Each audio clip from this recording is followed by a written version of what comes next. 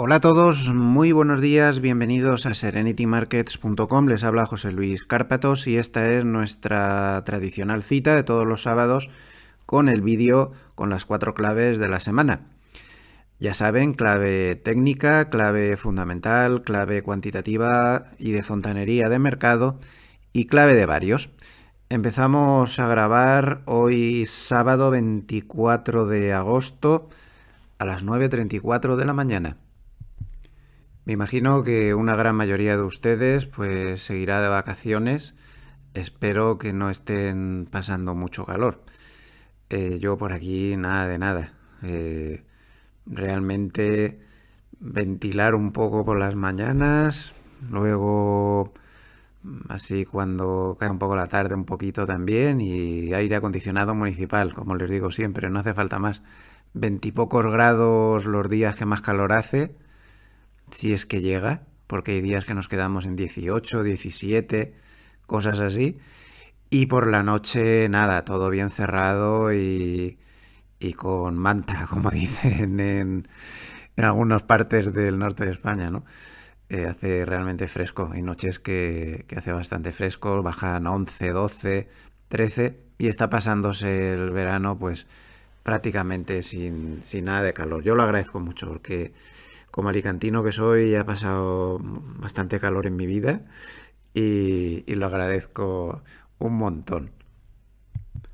Y desde luego lo que aquí es una gloria son los vecinos. Madre mía, hoy ya ven que empiezo más tarde porque he dormido la mar de bien. Es que tampoco es que sean silenciosos a tope, pero es que se acuestan muy pronto. Ayer los que tengo arriba se acostaron a las 10 de la noche.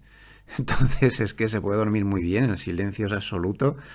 Y eso sí, algún día se te ponen a bañarse a las 6 de la mañana y hacen cosas así. Pero bueno, todo es acostumbrarse a llevar la vida antes, ¿no? Los horarios, por ejemplo, con los horarios de comida españoles, aquí sería imposible. Porque es que aquí todas las citas importantes, que si tiene que venir alguien a arreglarte no sé qué, que si tienes que ver a alguien, que si tal, que si igual, es que me he dado cuenta que casi todas te las ponen en la franja horaria entre la 1, 1:30, 3:30, una cosa así, que es justo cuando estamos comiendo en España, ¿no? Y luego el sentido que aquí es muy importante también, a eso de las 6:30 de la tarde es tarde, no te llama nadie, no te marea nadie. En España te llama mucha gente a esas horas, tardísimo para lo que es aquí. En fin, toda la vida está un poco adelantada hacia más temprano todo, ¿no? Bueno, pero estábamos bien, hasta la parte canina de la familia aquí parece que mejora, no entiendo muy bien por qué.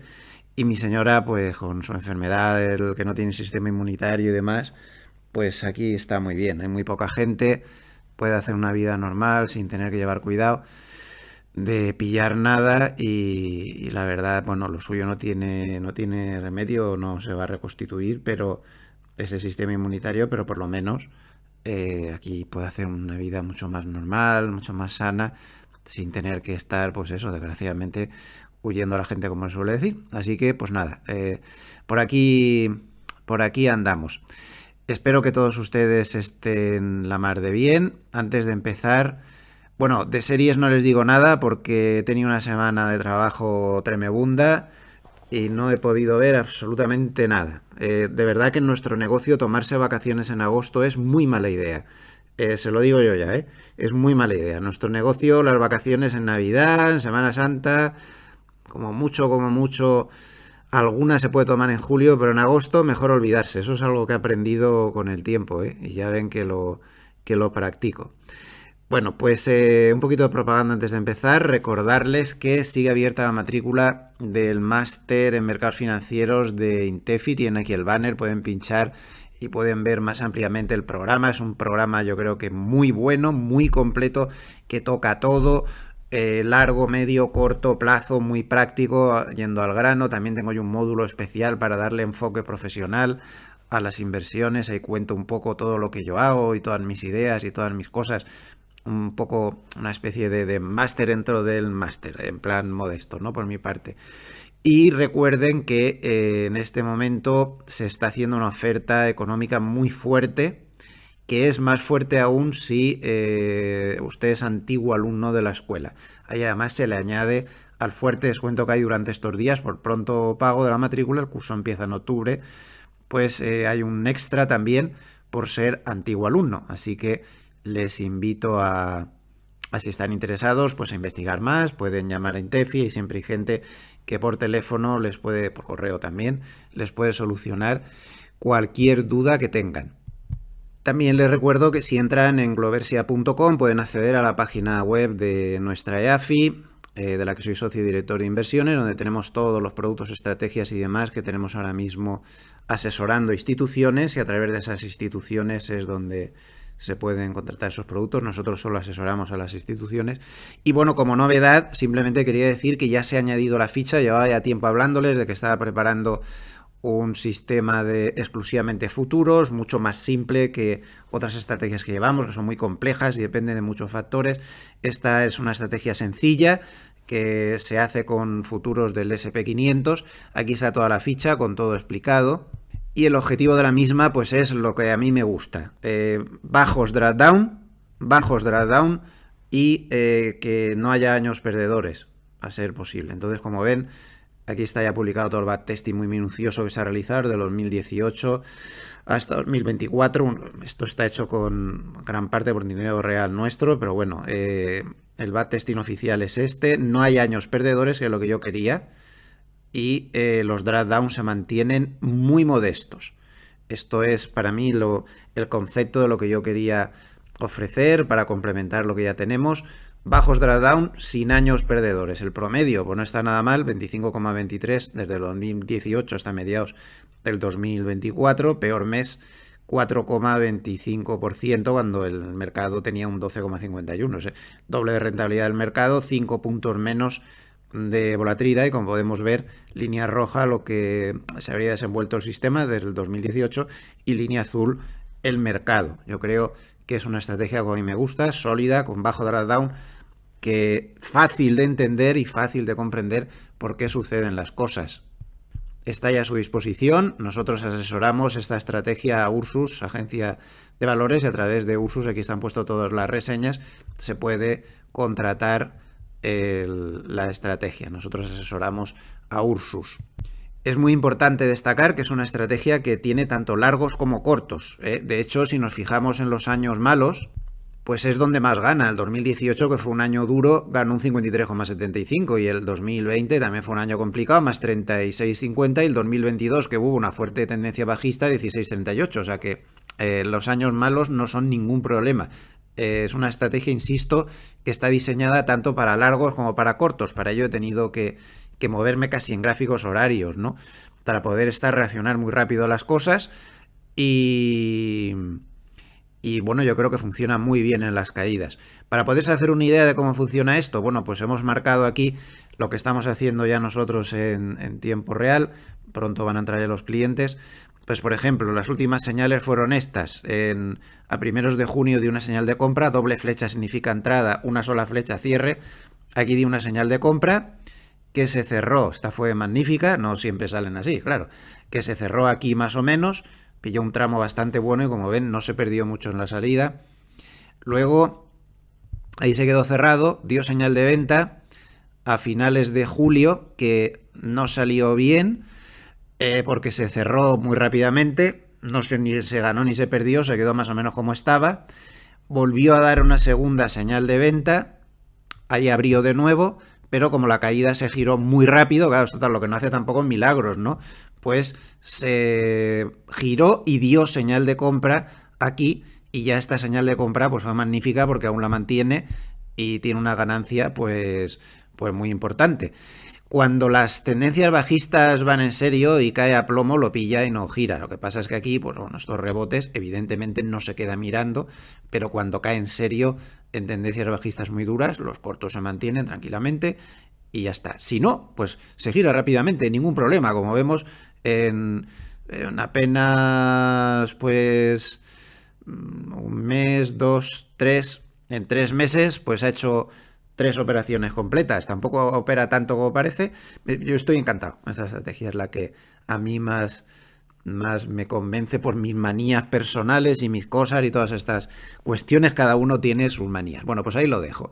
El que esté interesado ya sabe, gloversia.com, por supuesto también nos puede llamar y le explicaremos detenidamente por teléfono, correo, como quiera, todo lo que necesite.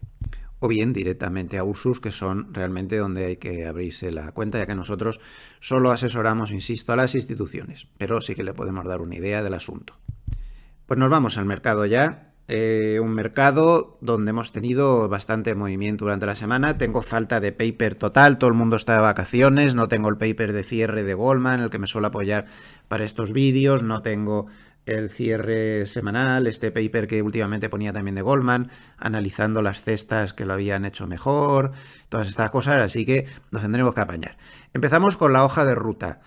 De momento yo mantendría la hoja de ruta de la que hemos hablado recientemente, sin variaciones. ¿Qué es lo más posible? No hay que confundir eso con qué es lo que va a pasar. Esto es una previsión de trabajo, ¿no? Es un arma de trabajo, pero que no significa nada. Esto se puede cambiar constantemente y hay que partir de la base de que las hipótesis casi nunca se cumplen. Bien, la primera parte de la hipótesis ya se está cumpliendo, que era la posibilidad de un rebote bastante más amplio. Puede que siga la subida perfectamente. De momento la tendencia a corto pues es alcista, no tiene mayores historias. Ya tenemos la primera barrita verde en el sistema del RSI. El gran obstáculo que va a tener el SP500 es el máximo anterior. Estos niveles son psicológicos y cuesta mucho pasarlos, sobre todo por una razón, porque cuando tras una subida tan grande, donde va entrando más dinero, más dinero, más dinero, la euforia, el FOMO, no sé qué, y luego viene una caída así, aquí hay un montón de gente atrapada.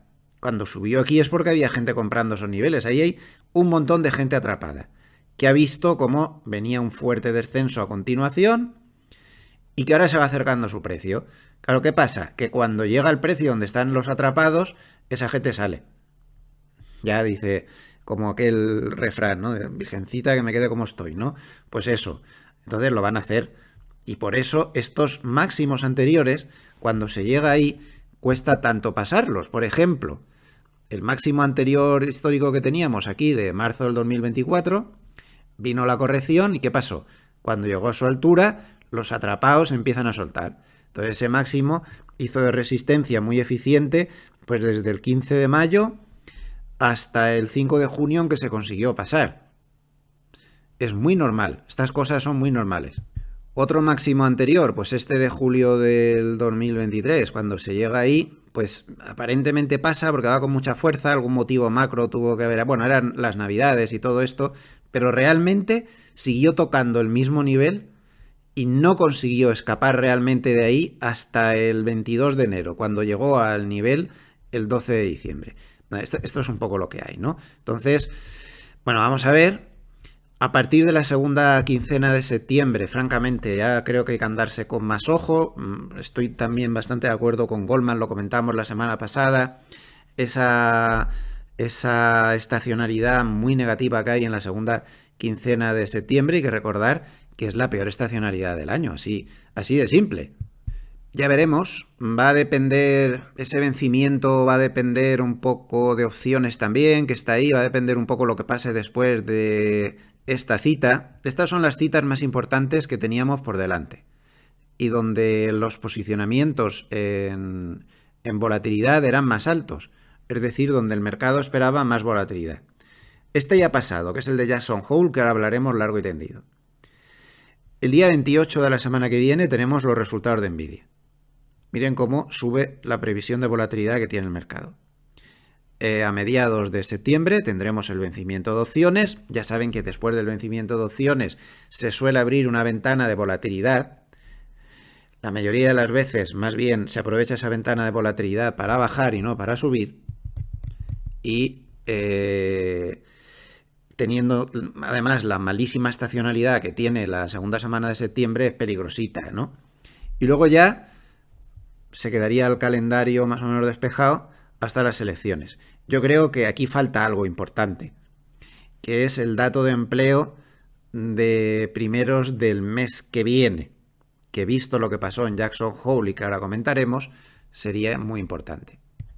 Bueno, sigamos con la hoja de ruta. Una vez que pase la mala estacionalidad de mediados de septiembre, que podría durar algo más, no se sabe, sigue dando la sensación de que el mercado podría no haber dicho la última palabra y que podría tener aún bazas tras las elecciones de Estados Unidos, la estacionalidad de diciembre, de tener un final de año bueno. Y luego ya la hoja de ruta pues no termina bien. La hoja de ruta sigue igual para el año 2025, donde, visto lo visto hasta ahora, lo más previsible, que ojo, no es lo que espera el mercado, lo más previsible para mí sigue siendo que el año que viene vivamos algún episodio de caída muy severa. Por eso también antes comentaba el sistema ese que había preparado para una caída de ese estilo. Pues este sistema es estupendo porque esas caídas es lo que mejor le viene. Las subidas también le vienen muy bien, pero esas caídas no le tiene ningún miedo, ¿no? Entonces, bueno, pues es la hoja de ruta, con toda la buena intención, que me puedo estar equivocando y no ser nada de lo que parezca, pero milagros no existen y estamos empezando a acumular muchas cosas y ya saben que todo va a depender. El grado de esa corrección, que yo creo que sí o sí severa puede venir en 2025 tal y como están las cosas ahora.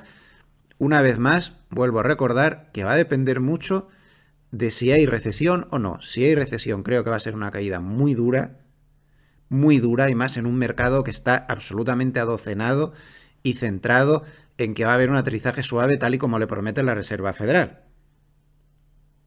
Y si no hay recesión y de verdad sucede eso del aterrizaje suave, que no es lo más probable, pues yo creo que sí que habrá una corrección fuerte, no como esta, acabamos de ver, mucho más fuerte, pero no llegará la sangre al río.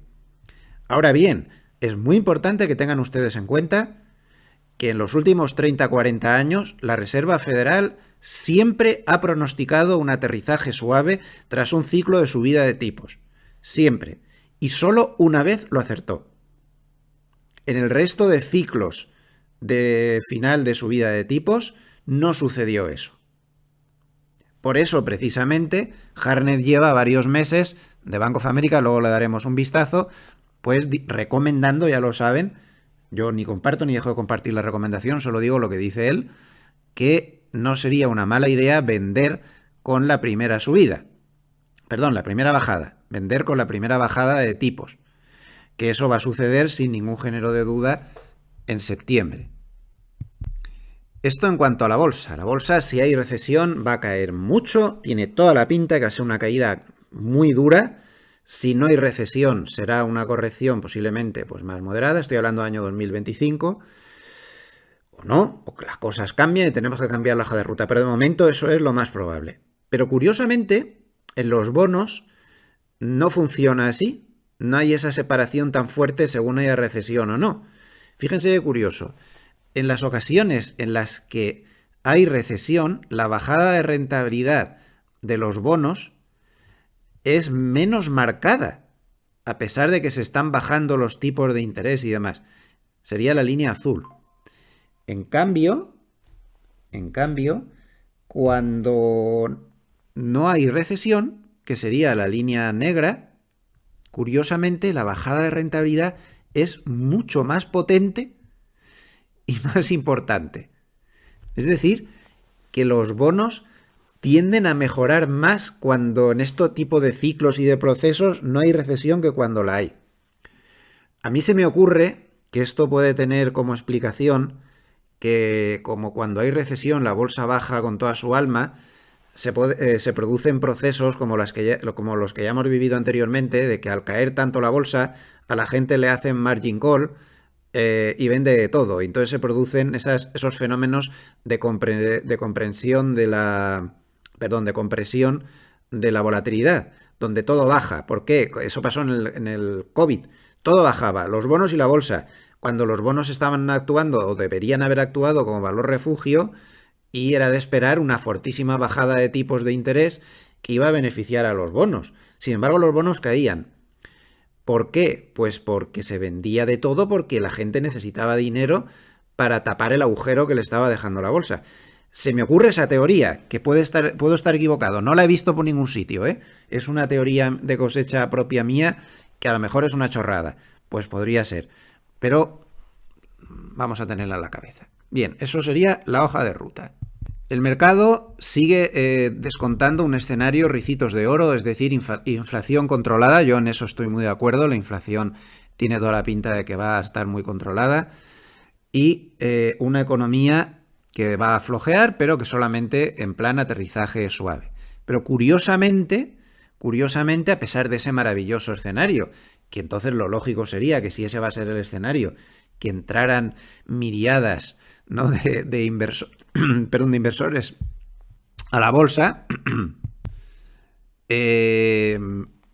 no se está dando tampoco tan claro, porque ¿qué hacen entonces metiendo tantísimo dinero en los monetarios?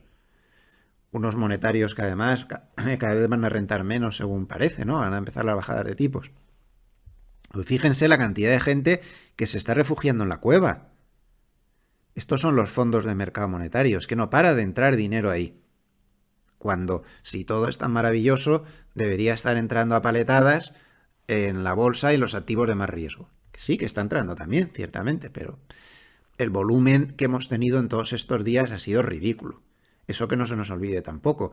Posiblemente con el volumen normal, que no sea un volumen de mes de agosto, que está siendo todos los días, pues alrededor de un 20%, 25% menor a un mes normal, pues a lo mejor no se habría subido tanto. Yo creo que se están exagerando un poco las cosas también, sin quitarle mérito a la subida, por esa falta de volumen. Si todo es tan maravilloso, ¿por qué el índice de sorpresas económicas negativas está tan bajo? Debería estar más neutral, más intermedio, ¿no? No tiene esto muy buena pinta. Si todo es tan fantástico, ¿por qué estamos viendo este fenómeno? Este es el PMI de manufacturas, línea negra oscura en la parte de arriba, comparado con el PMI de servicios, línea azul clara. Esto no es muy normal. Y aquí tienen el ratio. Aquí debajo es el ratio de la diferencia entre los dos. Muy normal no es. El PMI de servicios está salvando la papeleta, pero el PMI de manufacturas está realmente flojo. Cuando está todo perfecto, todo ok, esto no sucede. Evidentemente, manufacturas es solo el 25% de la economía. Pero no cuadra, que las manufacturas es que están en contracción. Eso es lo que no cuadra. No todo es tan bueno. Si todo es tan bueno, ¿por qué hay un nivel tan alto de personas que están buscando empleo en las 4 últimas semanas? Como pueden ver, es el nivel más alto desde el año 2015. Pues la respuesta es sencilla, pues, porque no está tan claro. Y en el fondo los grandes operadores lo saben y están haciendo actuaciones que no se ven a simple vista, pero que están muy sensibles a cualquier dato que se dé sobre el crecimiento. Ahora mismo al mercado le importa un pimiento ya el dato de inflación. No esperemos grandes reacciones a los datos de inflación y si las hay serán poco duraderas, porque realmente el mercado ahora a lo que ha pasado es a los datos de crecimiento. El mercado lo que quiere es, da por descontado que la Reserva Federal va a bajar tipos de interés y lo que no quiere es que haya una recesión. Entonces, como pueden ver, este gráfico es muy relevante de Bank of America, es la reacción a un día ante los datos macroeconómicos que afectan al crecimiento entre el 2008 y el 2024. Es decir, los datos específicos de empleo, de ventas al por menor, ISMs, datos de vivienda, ese tipo de cosas. Como ven, la reacción que está teniendo el mercado es, quitado la que había a finales del 2022, la más alta desde el crash del COVID. Entonces, como vemos en el 23 ya y en el 24, la sensibilidad que había hacia estos datos era muchísimo más baja, pero ahora es muchísimo más alta. El mercado sigue vigilando muy estrechamente cualquier dato relacionado con el crecimiento. Y claro, el dato de empleo pues es el rey de los datos de crecimiento y esta semana pues ha pasado algo muy relevante. ¿Ustedes recuerdan la de meses que llevamos advirtiendo de que el dato de empleo que se estaba dando cada primero de mes en Estados Unidos era completamente falso? Que era una de dos, o un dato con unos errores metodológicos increíbles que todo el mundo lo veía menos por lo visto ellos, o que es un dato manipulado políticamente, o una mezcla de ambas cosas. No se sabe. Hoy en día los gobiernos tienen la mano muy larga, en todos los gobiernos del mundo lo hacen, aquí todo el mundo manipula abiertamente, yo no lo sé, no sé qué pensar, pero era evidente, y lo decíamos todos los primeros de mes, que ese dato era incorrecto y que no podíamos valorar el estado de la economía como estaban haciendo muchos en función de esos fantasmagóricos datos de empleo. Bueno, pues esta semana el mercado se dio cuenta de que efectivamente era así, y esto ha dejado a más de uno con la mosca detrás de la oreja, porque al final hemos estado muchísimos meses vendiéndonos que el empleo iba de maravilla y que por lo tanto no había pie para hablar de una economía que se estaba debilitando más de la cuenta, y con toda la desfachatez del mundo. Es que esto es un poco sonrojante, esto es bochornoso. Nos dicen ahora que de marzo del 2023 a marzo del 2024 se habían inventado 815.000 empleos en 12 meses.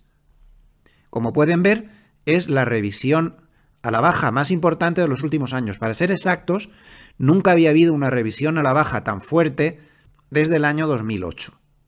Como ven, normalmente se tiende a la contabilidad nacional creativa, esté quien esté en el poder. Como ven, las revisiones negativas son muchísimo más normales que las revisiones positivas. Solo hay una excepción aquí en el año 2022, el resto eran mínimas las revisiones positivas. Se han estado inventando el dato de empleo directamente. El dato de empleo no está tan fuerte como nos decían, está mucho más débil.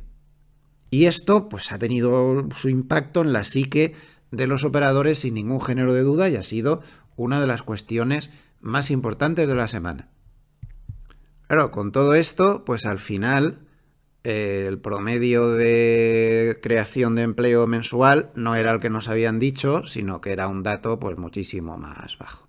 Esto la propia Reserva Federal lo sabía, nos lo estaban ocultando y lo sabían perfectamente, porque la Reserva Federal de Filadelfia publica un indicador alternativo al dato de empleo que publica el Departamento de Trabajo, en el cual ya se veía que no era nada de eso que estaban diciendo, y en rojo era la realidad y en verde lo que se estaban inventando desde el Departamento de Trabajo. Por lo tanto, por una vez hemos acertado, y les pido por favor que sigan sin hacer ningún caso, o un caso mucho más relativo de lo que pueda salir en el dato de empleo. Claro, te ves todo esto y luego te ves a Powell ayer mismo, poco más o menos que diciendo que las últimas decisiones que tomen van a depender del dato de empleo a cortísimo plazo que se dé.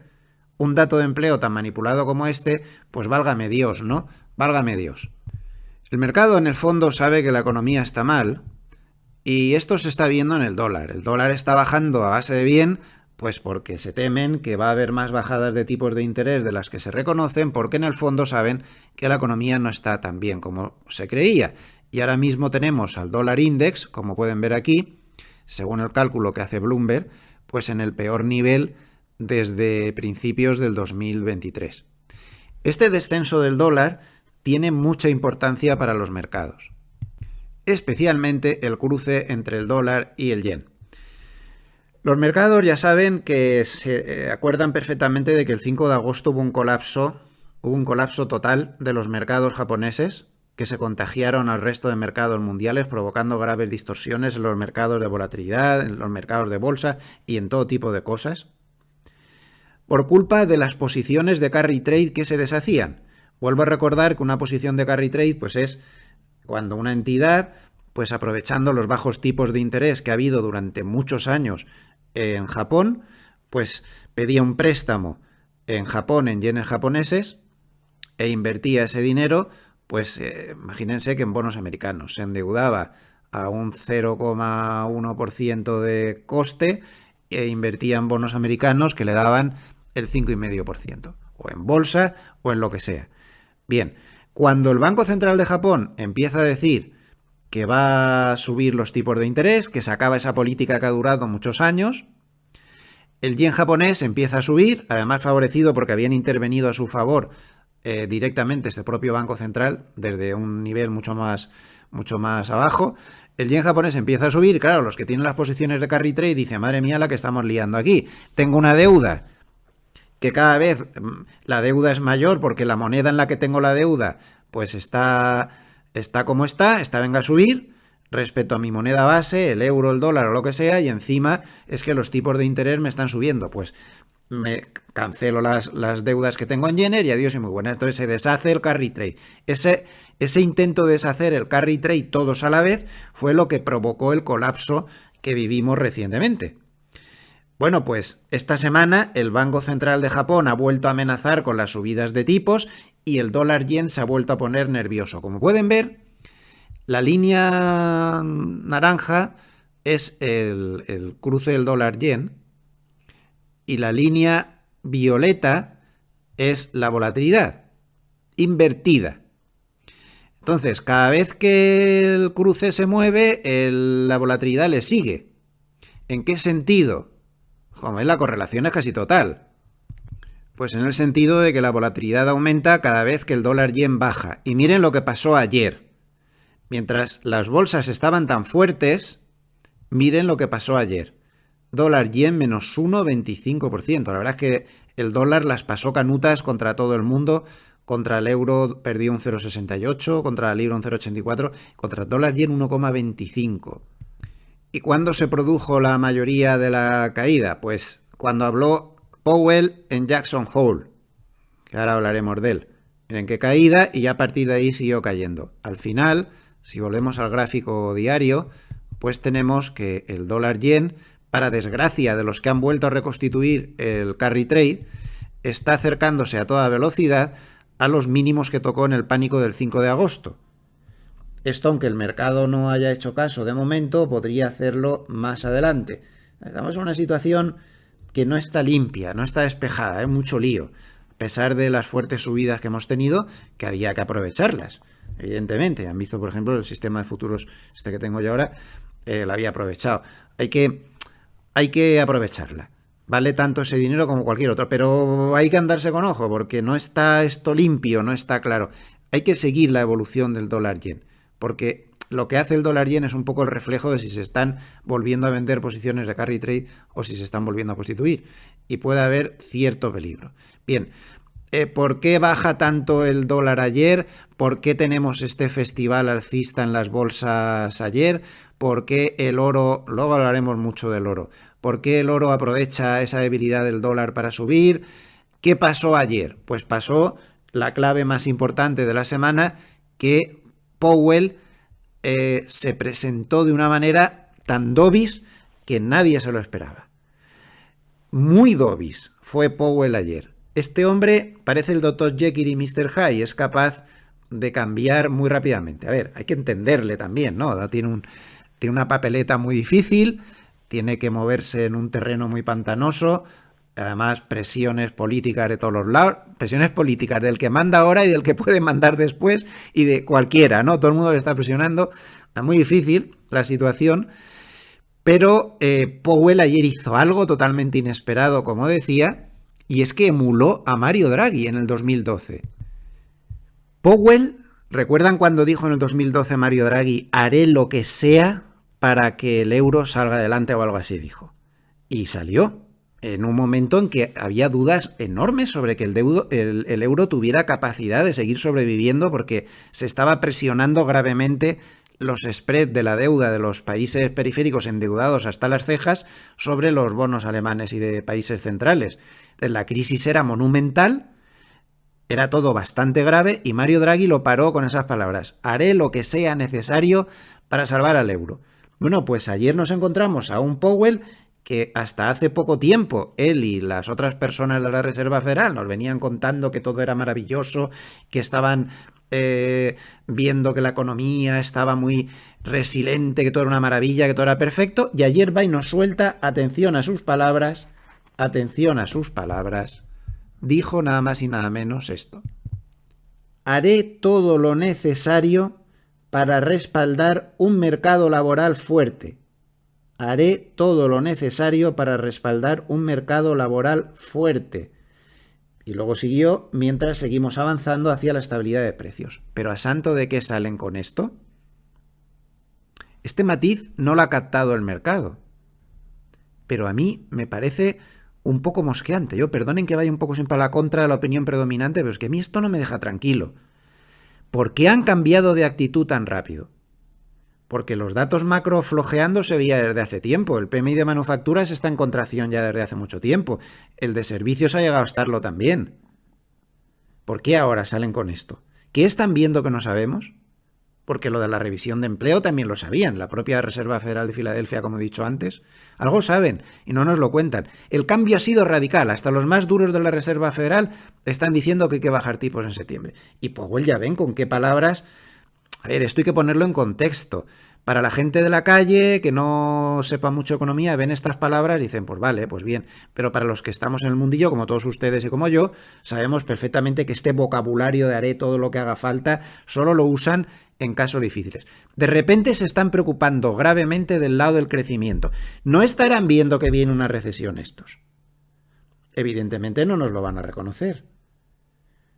Pero es que este cambio de tono tan radical, en fin, al mercado le encantó, no pensó en esa posibilidad de que algo saben que no cuentan con tanto cambio radical, pero es lo que hay. Dijo que el enfriamiento de las condiciones del mercado laboral es inequívoco. Repito, el enfriamiento de las condiciones del mercado laboral es inequívoco. Jolín, pues no era eso lo que estaban diciendo hasta ahora, con esos datos de empleo de ciencia ficción tan maravillosos que nos estaban dando.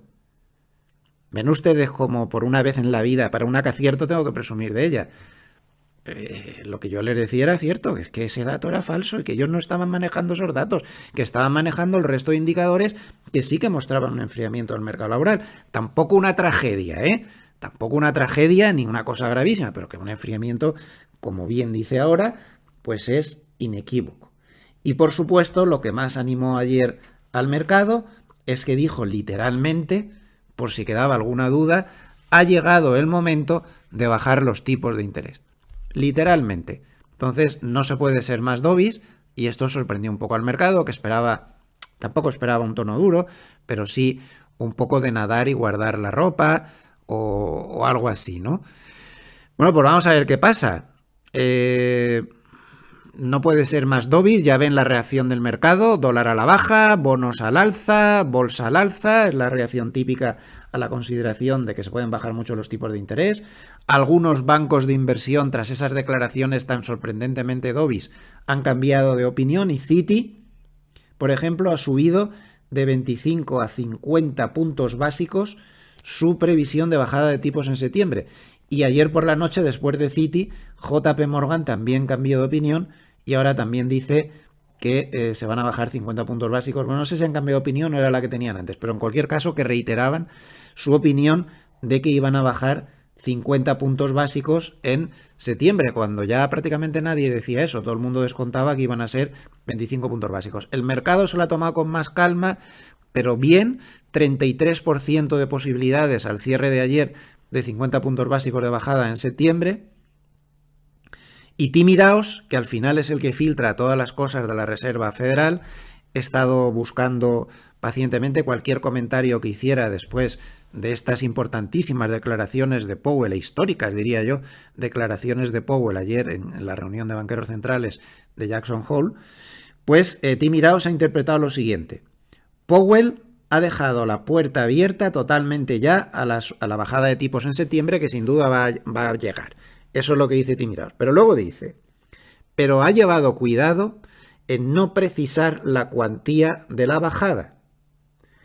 Y va a depender esa cuantía del dato de empleo de primero de mes que viene. Esa es la realidad. Tampoco creo yo que haya cambiado tanto la cosa.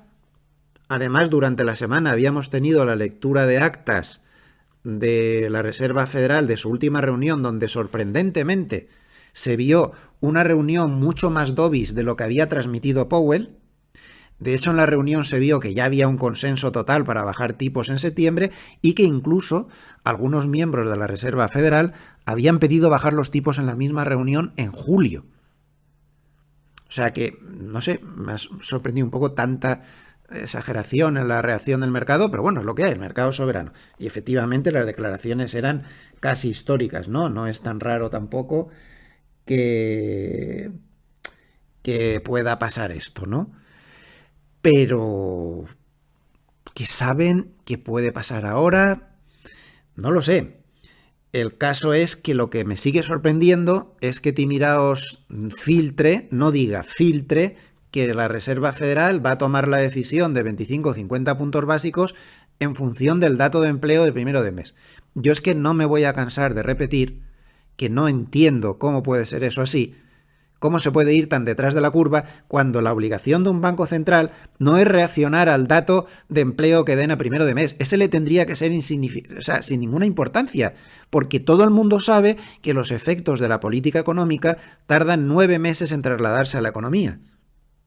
Entonces, hombre, ¿cómo puedes tomar tú una decisión en función del dato de septiembre? De agosto, perdón, que se dará a primeros de septiembre. Tú lo que tienes que hacer es, tus economistas, la legión de economistas que tienes ahí, que intente prever qué dato de empleo va a haber dentro de 6-9 meses. Y en función de eso es donde tienes que tomar tus decisiones. En suma, ir delante de la curva y no detrás de la curva como van. Entonces, estamos condenados a que vuelvan a llegar tarde y mal. Ya llegaron tarde y mal a la inflación, con toda esa batallita de la inflación transitoria, que al final se les disparó, y ahora siguen detrás de la curva, reaccionando a los datos a corto plazo, y sin prever qué puede pasar más adelante. O a lo mejor sí que están empezando a preverlo, esta filtración es para disimular, para despistar, contraespionaje, como se suele decir, ¿no? Y a lo mejor ellos ya han tomado la decisión de ser muy agresivos porque se ven venir algo más fuerte. No lo sé. Pero esta ha sido la clave de la semana.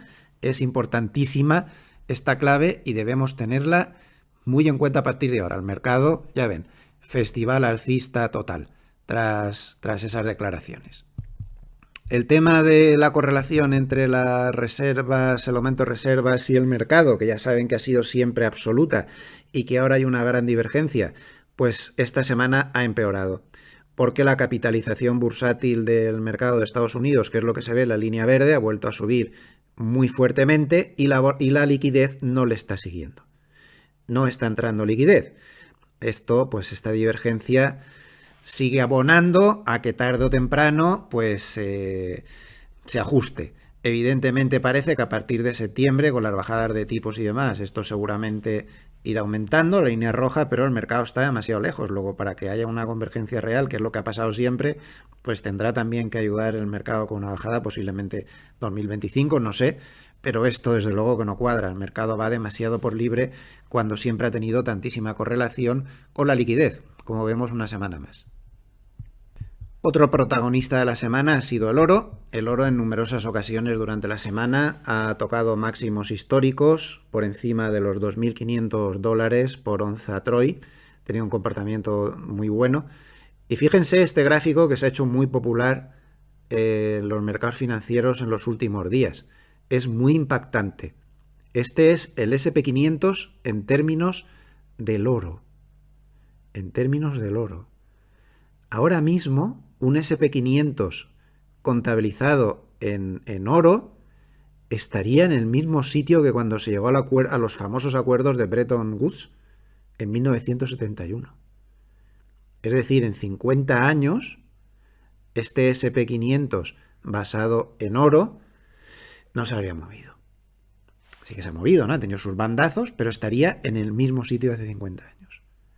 Luego, no está mal nuestro amigo el oro, que a veces nos saca de quicio con sus largos laterales, pero importante el oro, ¿eh?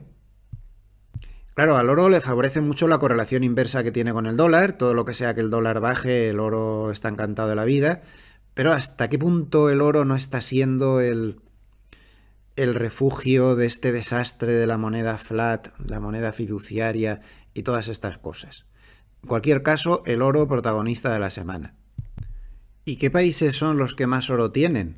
Pues miren, Estados Unidos tiene unas reservas enormes, más que nadie, tontos que son.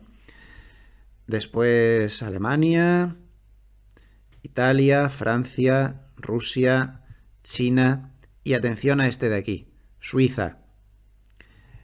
Hay que tener en cuenta que aquí estamos hablando de las reservas de cada banco central en toneladas, pero claro, Suiza tiene menos de 9 millones de habitantes. China tiene más del doble de reservas, pero es que China tiene una población gigantesca comparada con Suiza. La desproporción es enorme, ¿no? O hasta incluso Estados Unidos. Estados Unidos tiene 8 veces más reservas que Suiza, pero Estados Unidos tiene 300 millones de habitantes. Luego lo normal sería que tuviera pues como más de 30 veces las reservas que tiene Suiza. O sea que Suiza, en función a su proporción, tiene unas reservas de oro gigantescas. Una razón más para que a mí me guste tanto el franco suizo. En tiempos difíciles, el franco suizo puede que sea la moneda menos fiduciaria, es una moneda fiduciaria también, pero menos fiduciaria que pueda existir ahora mismo a nivel mundial. Porque sus reservas de oro, en función de su población, pues son extraordinarias. Aquí estamos teniendo una divergencia también espectacular entre el oro y los tipos de interés, ¿no? Esto no es muy normal. Como vemos, se suele ir a la par. Los tipos de interés del bono americano a 10 años, tasa real, es decir, ajustado por inflación, y el oro. Entonces, los tipos ajustados por inflación se han separado muchísimo del oro. Y eso muy normal no es. Como ven, desde el año 2009 esto ha ido bastante a la par y esta descorrelación que tenemos ahora es un poco extraña. Y aquí en este gráfico pues vemos cómo le influye al oro la correlación con el dólar. Fíjense cómo el dólar se va a los mínimos desde diciembre del 2023, como ya hemos comentado antes, el dólar index, y el ETF del oro, el GLD, pues toca máximos históricos. Correlación con el dólar es uno de los factores más importantes que podemos encontrar en el oro. Este lateral del oro también fue acompañado de un lateral del dólar. Y bueno, pues siempre es importante que nos fijemos en este factor. Su correlación inversa es muy alta. Había olvidado que tenía este gráfico preparado. Les he comentado antes en un gráfico que llegaba hasta el 2015 que esta revisión a la baja tan tremenda del dato de empleo no se había visto desde el año 2008, el 2009 para ser exactos. Aquí lo tienen. Aquí tienen todas las revisiones anuales que se hacen del empleo desde el año 2006. Como ven, lo que ha pasado en esta ocasión es totalmente anormal. Nos han estado vendiendo un empleo que nunca ha existido y haciéndonos creer una serie de cosas que, curiosamente, ahora que se ha desmentido todo, la gente sigue pensando lo mismo. Pero vamos a ver, yo no sé ya qué más tenemos que ver. Últimamente pasan cosas realmente sorprendentes a nivel mundial, con la política, con la economía. O sea, estás viendo que está todo, no sé cómo decirlo, mal. Hasta incluso en algunos aspectos un poco podrido. Cómo se falsifican datos, cómo se prometen cosas, luego pero a nivel mundial y de todos los partidos y de todo, es que no se salva ni uno. Y seguimos RQR creyéndonos todo lo que nos dicen tanto los políticos normales como los políticos económicos. Tenemos que pensar por nosotros mismos. Los políticos no son nuestros salvadores, no son nuestros protectores a nivel mundial. Somos sus clientes. Somos los clientes que necesitan para que en base a nuestros impuestos, que suelen ser altísimos, les demos a ellos un medio de vida. Y esto es así en Singapur y en Tombuctú y en todos los lados. No nos fiemos tanto de nadie, mucho menos de los políticos, ni económicos, ni de los otros, y confiemos en nosotros mismos o en personas de confianza que podamos encontrar por el mundo que sean lo más independientes posibles. Me parece muy importante tal y como está el mundo hoy en día. No escuchen los rollos, las ideologías que se inventan los políticos. ¿Por qué nos venden tantos rollos ideológicos los políticos de todos los países? ¿Por qué no hablamos de sus gestiones? ¿Por qué no hablamos de si su gestión ha sido buena o mala? De si la economía ha mejorado o ha empeorado. No. Aquí hablamos de ideología. Hay que votarle al candidato de la India porque es no sé qué, su ideología es súper guay, o porque es el otro candidato, su ideología... No, usted perdone, pero ¿usted qué ha hecho? ¿Cuáles son sus referencias? ¿Qué resultado ha dado su gestión? Es lo que le tenemos que pedir, ya que somos sus clientes y les estamos dando un medio de vida maravilloso con nuestros impuestos. Por cierto, y hablando de lo mal que lo hacen los políticos, a mí me da mucha pena la irrelevancia hacia la que parece que va Europa. Estoy hablando siempre desde el punto de vista económico, es lo mío. Desde un punto de vista económico, la irrelevancia europea es cada vez más triste. Fíjense, por ejemplo, en el mercado global de chips. ¿Qué pinta Europa en el mercado global de chips? Europa es esta línea verde oscura. Aquí tienen diferentes formas de ver el mercado de chips. Por ejemplo, en el mercado de memorias de RAM no estamos. Europa no existe, no pinta nada. Y en otros aspectos esto es Europa, aquí ni existe, aquí es este trocito tan pequeño, aquí es este trocito tan pequeño. Fíjense, ya que estamos con este gráfico, en la importancia de Taiwán si algún día hubiera un conflicto bélico entre China y Taiwán. Miren lo que supone Taiwán en el mundo de los semiconductores, es este tramo azul. Este y este, es importantísimo. Igual que China, que sería este tramo rosa, o igual que Estados Unidos, que sería el tramo amarillo. La parte buena de la subida que acabamos de tener es que por esta ocasión no viene por los 7 magníficos. El mercado se ha desprendido de los 7 magníficos. Y la subida, igual que tiene cosas malas, tiene una cosa buena, muy buena, que es que ha tenido mucha amplitud. Viene con muchos valores. Y no es cuestión de los 7 magníficos. De hecho, observen qué curioso. Este es el SP500, la parte de arriba, y la parte de abajo sería el SP500 sin los 7 magníficos. No el RSP que están todos con igual ponderación, no. Respetando la misma ponderación que tienen todos, pero eliminando los 7 magníficos. Como podemos ver, el SP500 sin 7 magníficos ya está en nuevos máximos históricos desde hace bastantes días. Mientras que el SP500 normal no está en máximos históricos aún y aún le queda un tramo. Como ven, esto es bastante positivo. Se está quitando el lastre de los 7 magníficos y se han visto en muchos momentos de la semana cómo las ventas, incluso en días alcistas, se focalizaban por momentos en este tipo de valores. Desde el punto de vista geopolítico, también hemos tenido la semana movida, se sigue temiendo un ataque de Irán a Israel, que Israel le conteste, parece que todo se ha condicionado a que se llegue a un acuerdo de alto el fuego o no en Gaza. De momento no hay nada seguro que eso pueda pasar.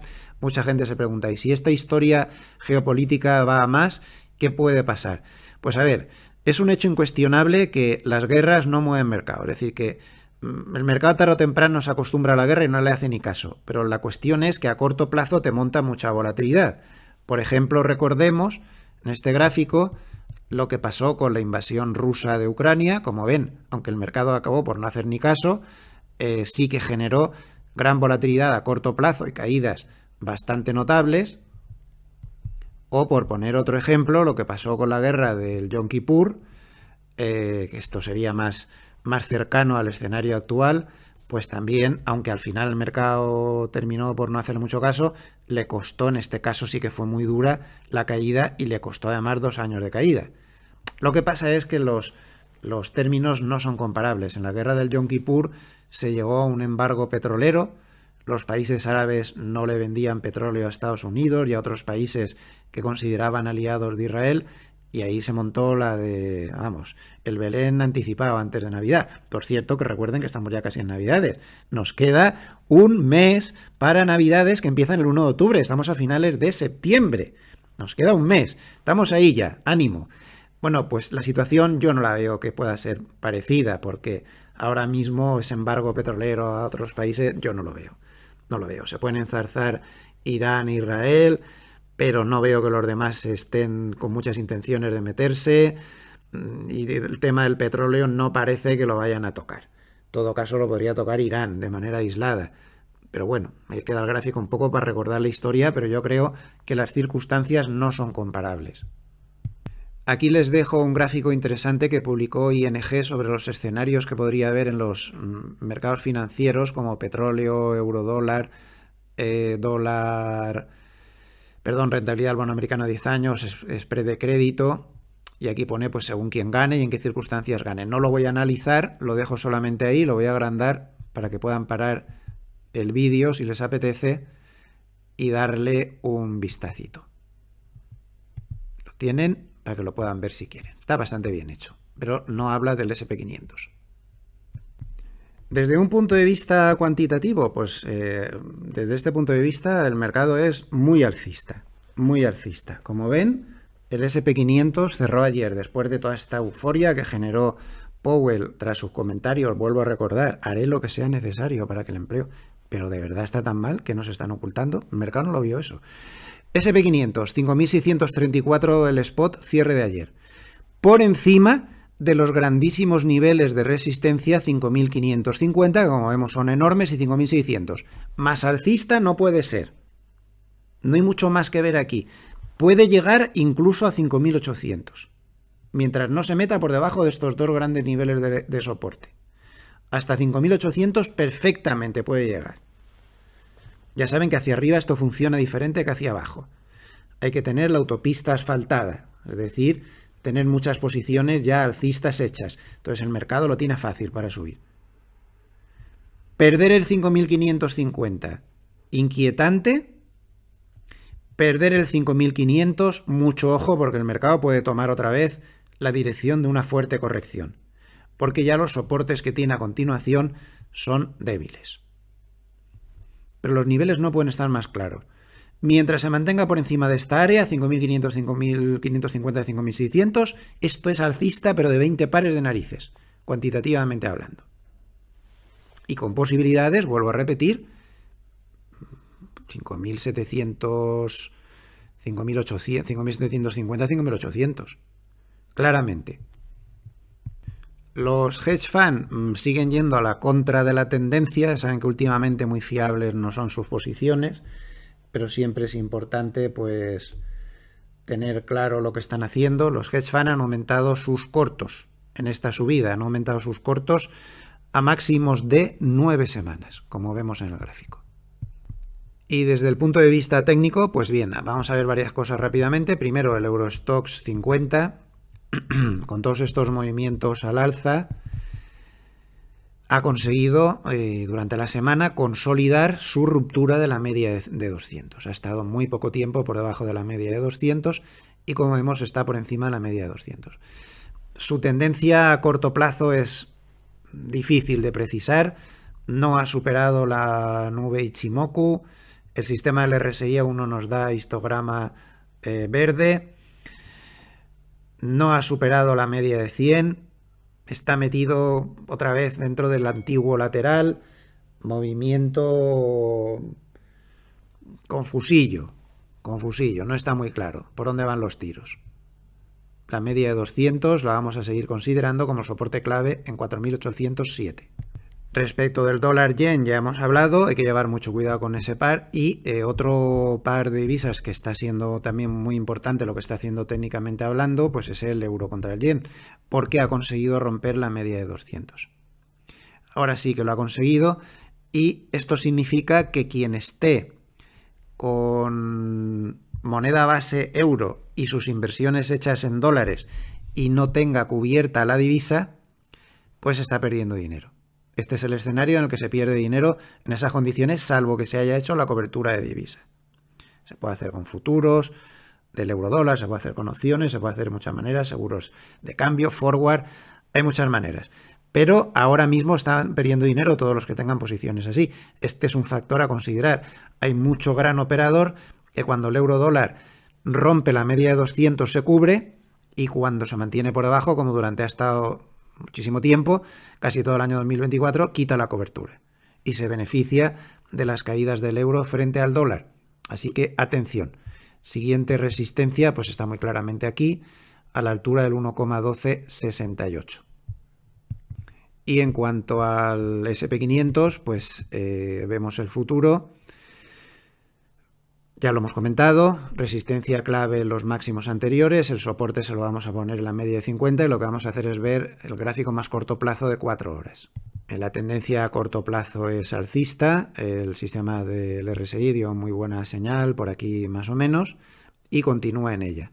Alcista sin mayores historias. La resistencia la tiene en el mismo sitio por los máximos anteriores, que está aquí esta línea roja, que el propio software nos la marca, y le vamos a dar soporte en la media de 50 y empezaríamos a preocuparnos con velas claras por debajo del Kijun. Aquí estuvo un poquito por debajo del Kijun, pero rápidamente se fue metiendo arriba y está otra vez muy cómodo. Tendencia alcista. Desde un punto de vista técnico aquí no hay mucho que hablar, no se ve demasiado peligro a corto plazo, ni hay más que decir. Tendencia alcista y punto.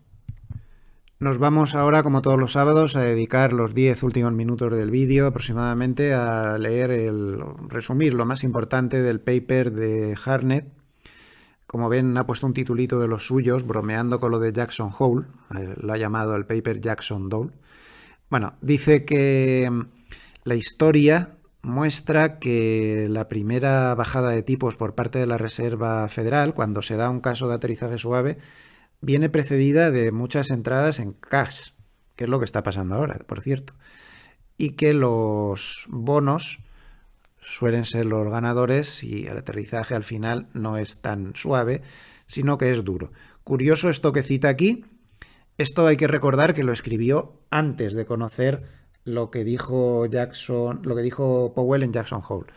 Dice que en 5 de las últimas 6 ocasiones en las cuales Powell ha hablado en este foro, en 5 de las últimas 6, el SP500 terminó con una caída del 7,5% en promedio en los siguientes 3 meses. Bastante curioso esto. O sea que normalmente el mercado tiende a reaccionar a la baja con el tiempo a estas reuniones de Jackson Hole. No sé si será el caso si será la segunda excepción, sería 2 de 7 que no se cumple, o si va a cumplirse 6 de 7. Eso el tiempo nos lo dirá. En el siguiente párrafo pues hace reflexiones interesantes, los tipos de interés reales, es decir, ajustados por inflación en máximos de 20 años, el gobierno de Estados Unidos endeudado hasta las cejas y teniendo que pagar 1,2 billones de dólares anuales por los intereses de la deuda en 2025, incluso aunque los tipos de interés bajen al 3,5%, que si no bajan sería casi 1,5 billones. Bueno, la deuda mundial es una barbaridad y al final manos tendidas hacia la Reserva Federal para que baje tipos y ayude a todo el mundo. Eso es lo que pretende decir aquí más o menos. O sea que no solo la bajada de tipos viene por el estado de la economía, viene porque el gobierno de Estados Unidos le está pidiendo socorro a la Reserva Federal porque no puede sostener los pagos que tiene que hacer de los intereses de la deuda. Considera que la bajada de rentabilidad de los bonos es lo correcto, vista la debilidad macroeconómica que está sucediendo. Llama la atención sobre lo que ya hemos hablado largo y tendido, de esa fuerte rebaja de los empleos reales que se habían creado. Se nos había estado un poco tomando el pelo, entre comillas. Y también llama la atención sobre, aquí, esto es lo que más me interesa, habla sobre la fuerte subida de la morosidad en tarjetas de crédito. Hay que recordar que en Estados Unidos el uso de las tarjetas de crédito es mucho más intensivo que en Europa, por ejemplo. Entonces, ese incremento de la morosidad a Hartnett le preocupa y nos remite a este chart número 8 para que veamos que cuando sube tanto la morosidad de las tarjetas de crédito suele estar dando un aviso de posible recesión. Aquí tienen el gráfico, las zonas de recesión son las sombreadas y como se puede ver, efectivamente, la línea azul, que es el tipo de morosidad, ¿no?, que hay, el volumen de morosidad que hay en las tarjetas de crédito, siempre cuando ha aumentado de esta manera, pues ha sido antes de una recesión o durante la recesión. Es curioso, pero el nivel ahora mismo de morosidad en las tarjetas de crédito, como podemos ver, es el más alto desde el año 2013 aproximadamente. Su indicador Bull and Bear está tranquilo en 6,1, lejos de la zona de peligro máximo para salir corriendo, que sería por encima de 7,2 aproximadamente o una cosa así. En el anterior acercamiento a 7 llegó a 6,9 y se produjo la corrección anterior. No olvidemos eso. Cuanto a los flujos, 37.000 millones de dólares en cash, es que no para de entrar dinero a cash, a pesar de que se supone que está todo muy despejado. 20.400 millones de dólares han entrado en bolsa, es mucho dinero también. 15.100 millones de dólares en bonos, también es mucho dinero. 1.100 millones de dólares a oro, es mucho dinero para el tamaño de ese mercado, 1.100 millones es mucho. Lo dice aquí, el oro tiene la mayor entrada en 4 semanas. Y 200 millones hacia criptomonedas. Seguimos, habla de su indicador Bull and Bear, que permanece tranquilo en 6,1. Aquí habla que va a haber, da una serie de razones, pero vamos a resumir que según el modelo de crecimiento de beneficios de Bank of America Global, debemos esperar una fuerte desaceleración de los beneficios a nivel global de un 11% interanual en julio del 2024 a tan solo entre comillas, un 5% en diciembre del 2024. Luego habla bastante de China, no voy a entrar a analizarlo, ya saben que no soy amante de las inversiones en China, pero si quieren pueden parar el vídeo, darle un vistazo y vamos a entrar en este párrafo de aquí que empieza a hablar ya de cosas más interesantes. Este siguiente párrafo lo voy a traducir con ayuda del ChatGPT porque es muy importante y Hartnett empieza a abrir una puerta hacia posibles problemas con la inflación en el año 2025, ese año al que yo tengo tanto miedo. Y si se abriera la puerta de la inflación otra vez en el 2025, desde luego que sería una causa suficiente para que llegaran los problemas. Así que vamos a traducirlo bien porque me parece muy relevante. Bien, pues según el ChatGPT traduce lo siguiente: la inflación es un riesgo creciente para el 2025. Atención. Esto podría generar claramente fragilidad en Estados Unidos. Si esa fragilidad de Wall Street, que se está produciendo, como se ha visto con el carry trade, que en cuestión de pocos días se bajó mucho y tal, si la macroeconomía continúa débil y esto lleva a una flexibilización monetaria, que todo parece indicar que sí que va a suceder, dice que teniendo en cuenta, claro, esa flexibilización monetaria por definición puede generar más inflación, eso es una cosa de cajón. Pero además dice que mientras solo un tercio del exceso fiscal se ha regularizado, continúa el cambio estructural del mundo, geopolítica muy mal, huelgas, proteccionismo que puede aumentar además próximamente, la burbuja de la inteligencia artificial. Todos son catalizadores, lo que importa es esto, que él ve que hay muchos catalizadores que podrían llevar a un IPC más alto. Y cita en concreto varios puntos. En primer lugar, la geopolítica. La geopolítica está causando que las tarifas de transporte global hayan subido 4 veces y las de Shanghái Europa, China Europa, 7 veces desde noviembre del 2023. Eso es verdad. Los precios de los containers, los fletes marítimos están disparándose. El tránsito en el Mar Rojo sigue aún un 75-80% por debajo de lo normal, es decir, los transportes que antes pasaban por el Mar Rojo de China a Europa, por ejemplo, ahora tienen que dar toda la vuelta por el extremo de África, perdiendo un montón de tiempo y teniendo que encarecer el transporte, y esto puede generar inflación. También el proteccionismo, restricciones de China, guerra arancelaria Europa-China, sobre todo los vehículos eléctricos, que es bastante complicada, problemas, hay mucho proteccionismo y puede haber más próximamente. Más huelgas, dice que hay muchas huelgas que también pueden generar muchos problemas. El tema de la inteligencia artificial y renovables, ahí explica un poco el asunto. Concentración de commodities, hay muy pocos países. Dice que tan solo 5 productores controlan al menos el 50%, 5 países, el 50% de la producción mundial. En suma, que según él, empieza a crecer el peligro hacia el aumento de la inflación para el 2025. Y como no, pues en esta semana donde el oro ha sido tan protagonista, pues se hace una serie de comentarios sobre el oro que me parece muy importante que veamos su punto de vista. Ya con esto terminamos un poco su paper. Veamos la traducción. Dice que el oro es el único activo que ha superado todo lo que han ganado las acciones tecnológicas de Estados Unidos en lo que va de año. El único. Ha ganado un 20% cuando estas están subiendo el 17%. El oro, como ya hemos comentado antes, se ha conseguido situar por encima de $2.500 por onza Troy, lo cual implicaría teóricamente tasas reales a 10 años en Estados Unidos por debajo del menos 2%. Pero el aumento del precio del oro en 2024 no está respaldado por entradas de fondos. Esto es muy importante. La única fuente que está teniendo de entrada de dinero el oro, que está explicando esa subida a máximos, es la compra sin precedentes de bancos centrales. encabezados por el Banco Central Popular de China, que es el que más oro está comprando. Ahora mismo, el oro es el segundo mayor activo de reserva. El primer activo de reserva es el dólar. Me río yo de que el dólar, la moneda fiduciaria por excelencia, en un país con 35 billones de dólares de deuda, sea el mayor activo de reserva. No sé en qué punto hemos perdido la brújula en el mundo, pero en fin. El oro sería el 16,1%, con el 16,1% el segundo activo de reserva, y ya en tercer lugar el euro. Me río yo también del euro con valor de reserva multiplicado por 2 o elevado al cubo, con el 15,6%. Y el oro tiene una de las correlaciones más bajas con las acciones.